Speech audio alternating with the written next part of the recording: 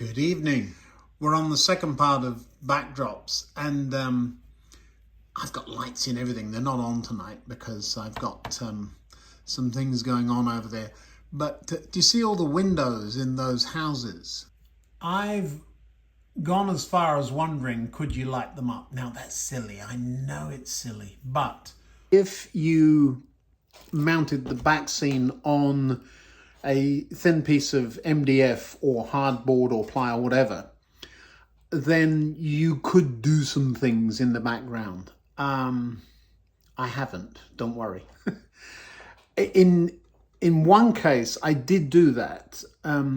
The shelf layout, which is now in my office, I have an office, had a track on the back of it that was very like the brass channel that I pop the circuit diagrams into for you when I'm doing that. And this is hardboard. In fact, that's where I got the idea for using that channel. The problem is that the hardboard was unstable, as is MDF, and I couldn't get the stuff to stay where it was supposed to. And so not only was the paper peeling from the wood material, but the wood material wasn't staying there either. And so we did away with that. There's a number of good marks on this wall anyway. I built the wall. I really did.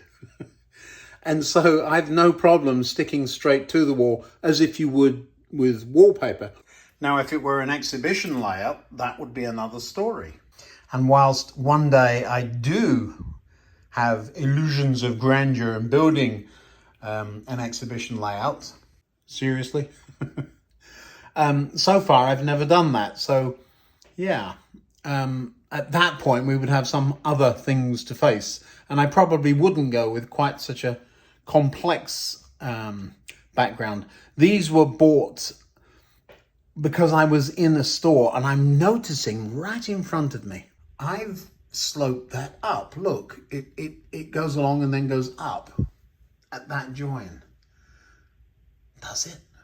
You know, I think it does. Oh dear. We're going to have fun with this leveling anyway, at some point. Enough of my musings. Let's get on with it, shall we? It looks good from here. I'm going to mount that third piece. I didn't do it last night. I really did go to bed. So I'm going to mount that third piece, and then I'm going to see how far I get on with that corner section. One of the advantages of working for an airline is free travel. And although I don't make much use of it, to be quite honest, my wife does, and she's on her way back today from Ireland. So I've got to go in a little while and pick her up from the airport. So there's a hard stop point, because if I'm late, yes, don't be late, Ian. First thing, of course, is to try it. This one doesn't get as far as the metal over there.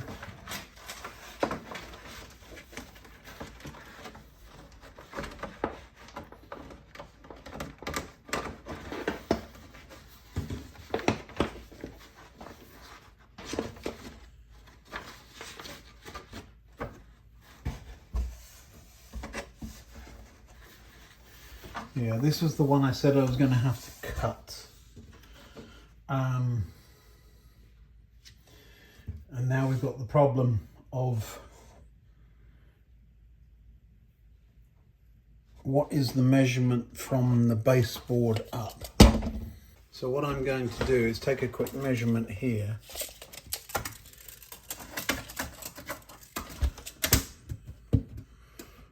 $35, is that 35? Close. It's nothing specific, of course it isn't. Oh, we were working in inches, weren't we? Well, that doesn't work either. So 35, if we say a nominal 35,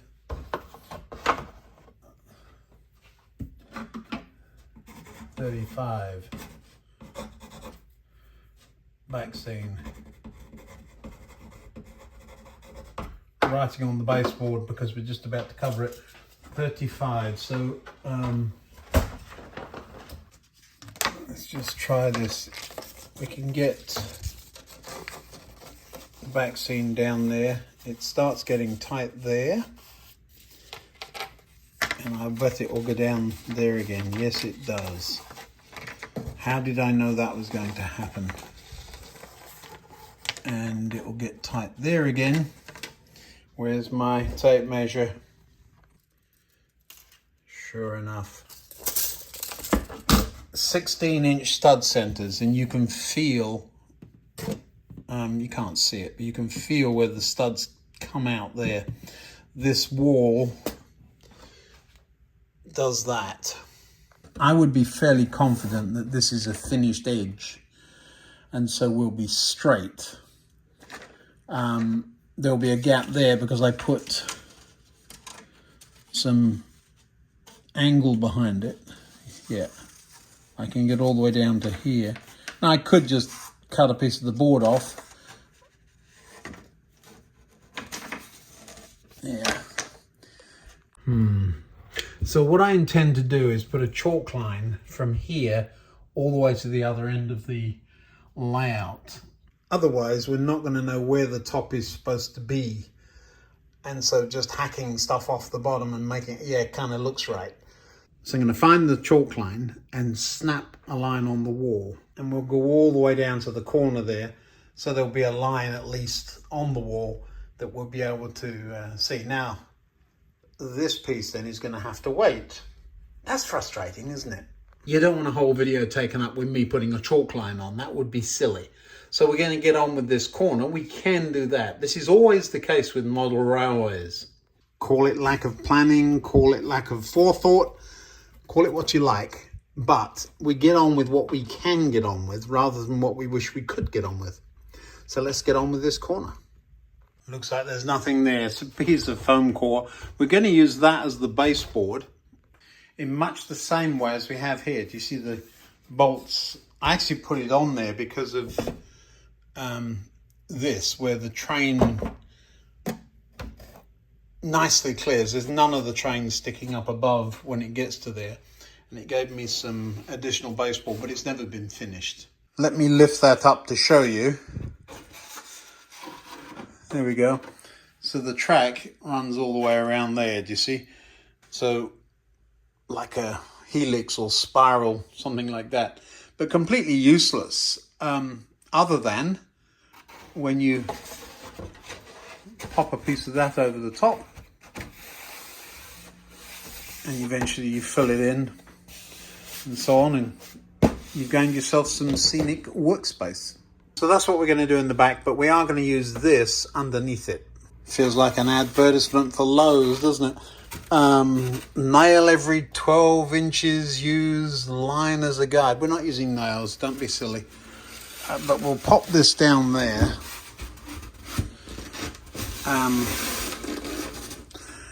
And even if we stopped there, do you see the fields are still visible? Just, which is good. That's a good thing. What we're going to do now is get underneath and trace this curve. I should be able to get my hand under there with a pen. There's only about half an inch there, so we may do it in two pieces. Let me get down there and do that.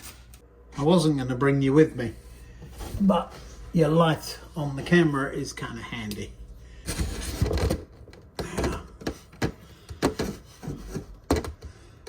This is awkward.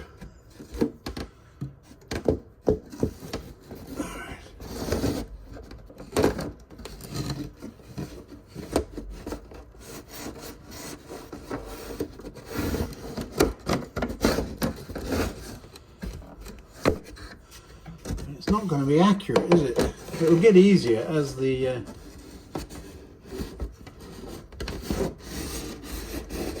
line gets lower and darker.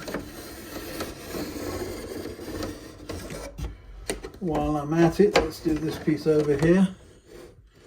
Gracious. We only need to go as far as there.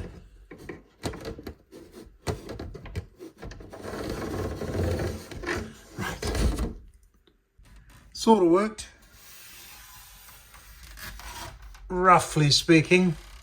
It's too far in to cut with the magic new tool, but I can cut out roughly, and you see what I mean about only being a ½ inch or so there, so I'll do it in 2 pieces. Right, let's get it cut out. These lumps are where the bolts are, so I've just marked the other way round.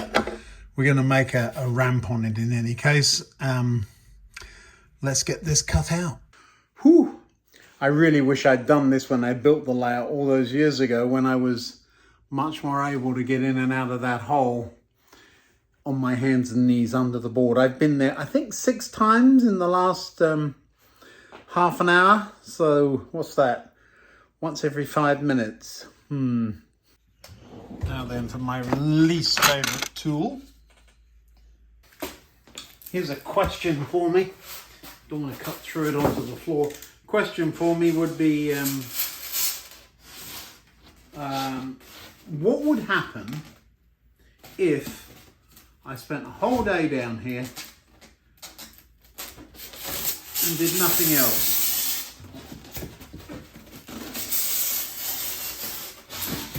Would I get a layout done in record time? And some of you know exactly what I'm up to here.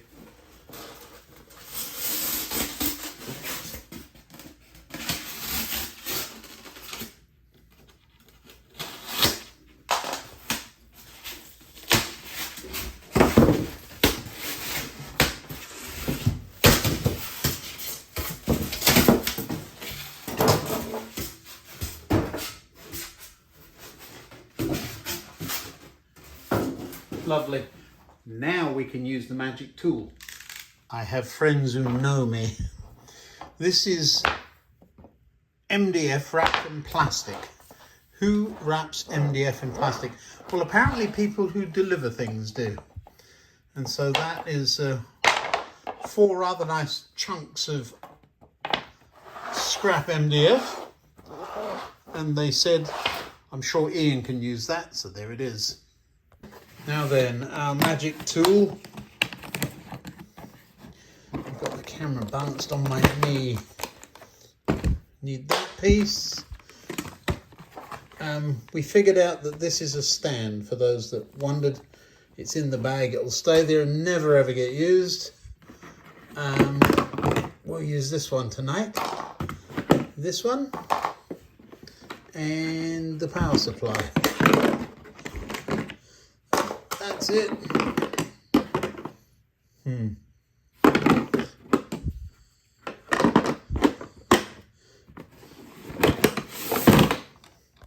I have an old box that I use as a seat by the railway. There's a bus moquette on the top, so I've clamped the tool holder there.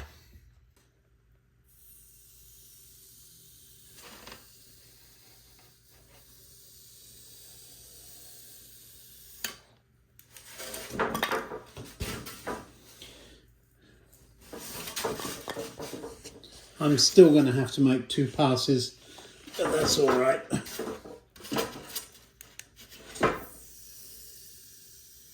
Don't try and go too fast, I'm told.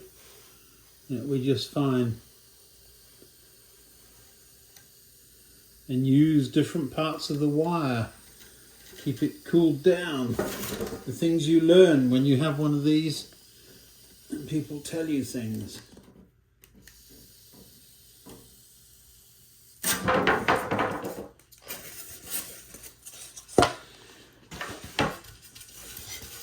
The rest I should be able to do in one go.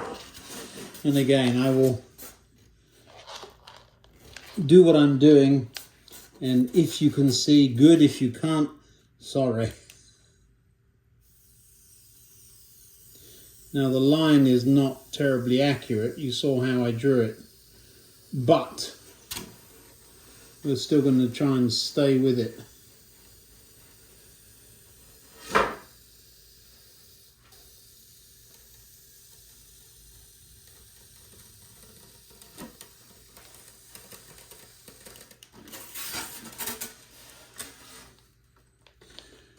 I know you can't see now. What's interesting here is I actually can't see the line. I can't see the wire. I can just see the mark it's making. There we go, hang it up quick. Oh, my knees. Righto. Let's see which way around this goes. I think it's that way. And look at me, it fits, fits, fits. I missed just that one. What's that on? Oh, there's a bolt right there. Whew, I left the knife on the outside. Of course I did. So by pushing down on the board, we've identified where the nut is. It's that one there. So we just cut a piece out for that. Yes, one chewed hole.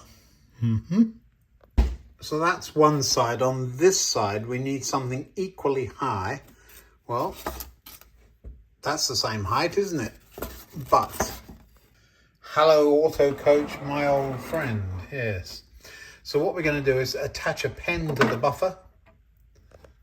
That's the one that is missing. So we attach a pen to the buffer where it swings out and we'll draw a line around there. I know you know what I'm talking about, but you go to the furthest extremity and you just drop the pen down. So the furthest extremity is a buffer which is missing, so we're going to turn the coach around.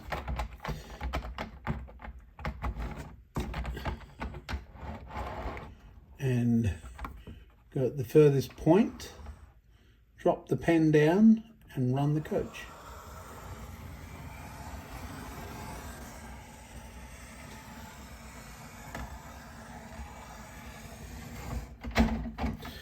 Which leaves a line. It doesn't mean you have to go up to that line. It means you can.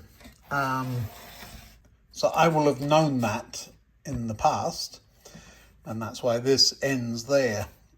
So clearly popping lumps of this stuff on there isn't the greatest idea. We need something substantial though, because it's got to hold up the board that goes over the top of it. Like that. Now, obviously the board has got to stop before it gets to that edge. So the way we do that is we tuck this under that, and then we find, it's right in the corner, we find the halfway point, and the same the other end there, halfway point, and then we measure that distance. And we'll assume that these distances, I know they're all over the place, but we'll make them more or less the same. And that will allow us to draw a curve there. I don't have the center point anymore. Otherwise I would use my ruler with holes in it and get the radius the same. So there's our very crude mark from the stuff that's over the top of it. These are our two marks, one there and one there, and we'll simply measure that and duplicate that distance all the way around. Now, I was musing a few minutes ago about what would happen if I got a whole day down here and got on with it. We're going to mark that on the ruler as 8.5, and that one is, what is that? 9.5. So we're going to go with 9. We can always take more off. We just can't add it back. What would happen if I got down here for a whole day and just built a railway? It would be interesting to see how much I would get done in a day, wouldn't it? Because I make one of these videos every other day or something like that, and I'm only down here for an hour or so at a time. So how much will I get done? I'll tell you the real answer. The real answer is I'd get distracted with something and end up building a helicopter or something out of Meccano. Something like that. It doesn't look quite right there. And we're just going to cut that and see what happens. Now, I'm very aware of my time today because my wife will be at the airport in 1 hour. It takes me 30 minutes to get there. And don't be late.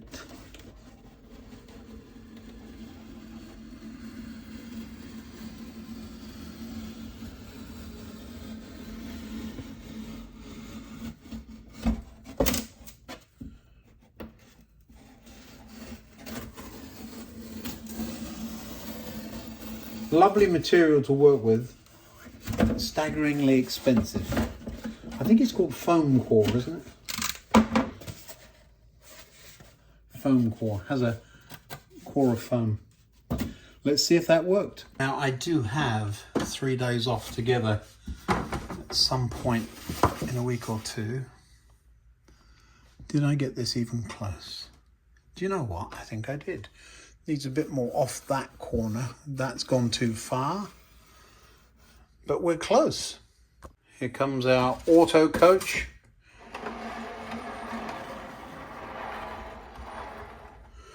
And it clears. I'll show you how much by the thickness of a pen. Of course it does.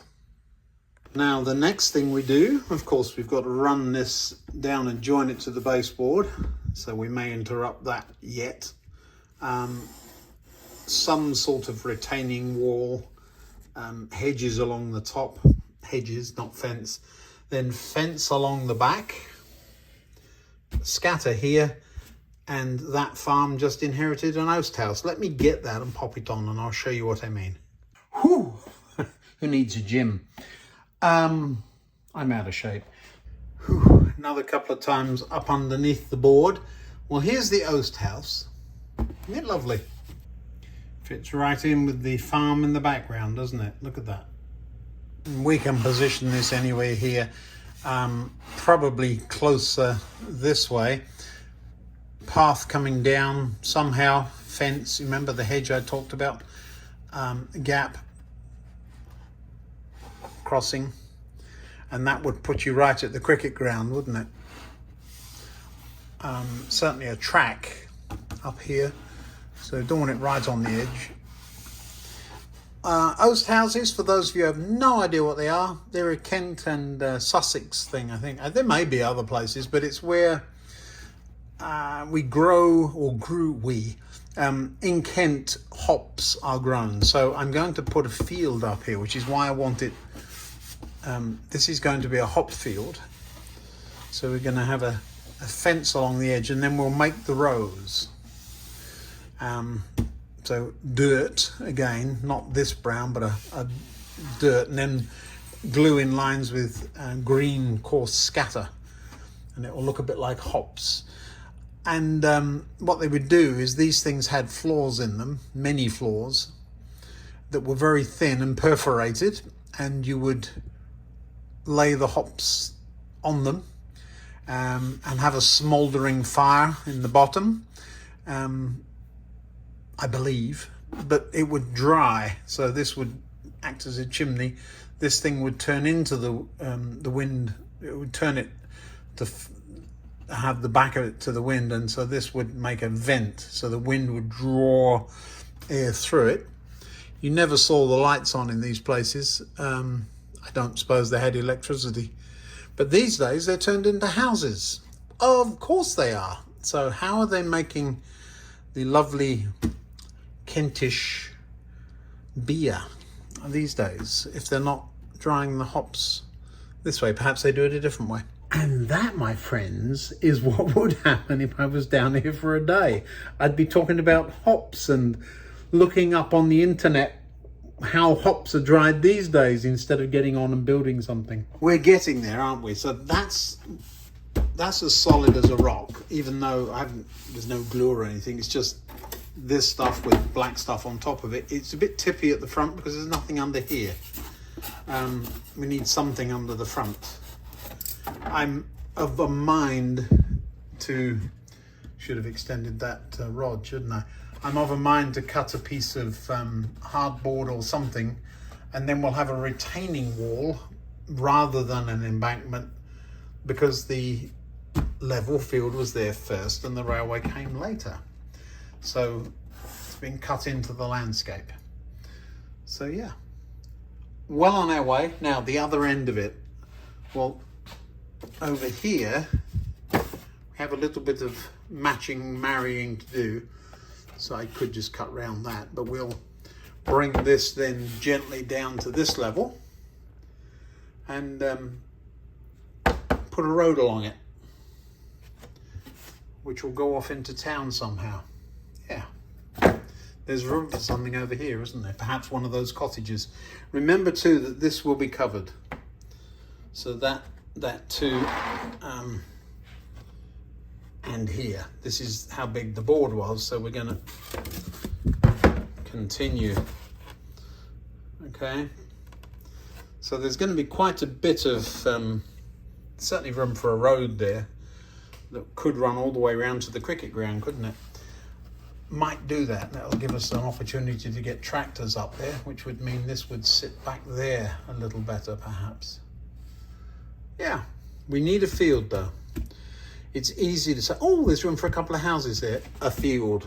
That way it looks like countryside. All right, so I'm now pushing my luck. I've got to go and pick my wife up from the airport, and I'll let you know how the house's clean inspection went. I may not be back for a few days. See you next time.